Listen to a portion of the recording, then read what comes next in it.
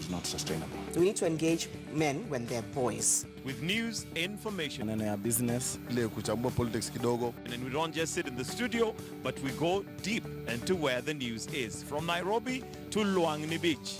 On Morning Express, we don't just bring you the whole story, but we take you to where the story is and we get you into the story.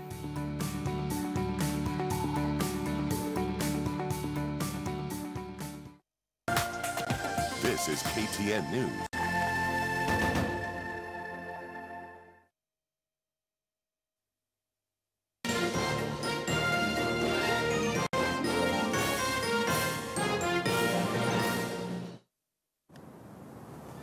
Well, welcome back to the broadcast. We continue informing you about the latest developments. Our conversation today is on matter security. I'm joined by Enoch Makanga, who is the chairperson of the Protective and Safety Association of Kenya. As we mentioned earlier on, he's right in studio, perhaps to shed light on where the line is drawn in terms of privacy and also in terms of security. Welcome to the broadcast. Thank you so much for joining us. Thank you. Well, where do we draw this line? Let's just start from there, because the government has a right to ensure the safety of its citizens. Yes. But the citizens also have a basic human right of privacy.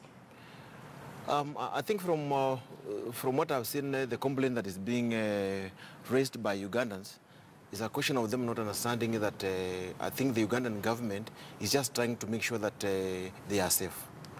Like in Kenya, I think we have the cameras all over, and nobody has ever complained.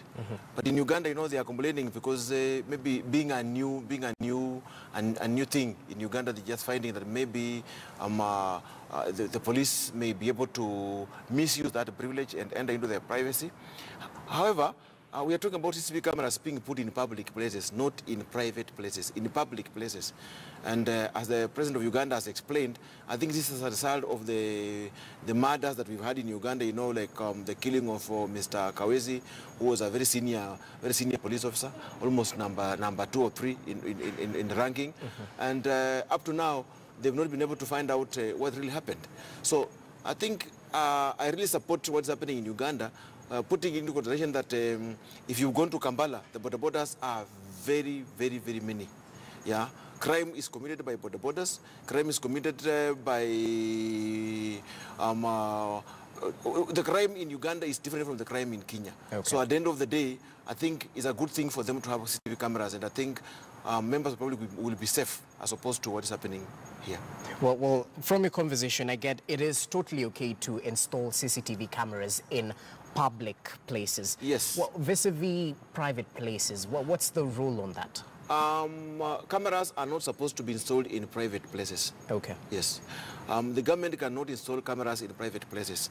Even in a hotel, you find that hotels are not allowed to install CCTV cameras in hotel rooms.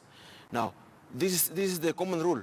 I mean, if they are to put a camera in the hotel room, that means they are trying to intrude into your privacy, and that has never happened. It will never happen. Okay. If that happens, then somebody has a right to take people to court. But in public places like an organization like KTN, you have a right to put cameras all over to know what's happening. Okay. And for the sake of using the cameras as a fallback position in case there's a problem. Okay. For example, a vehicle is knocked or there's a problem, security problem, an office is broken into.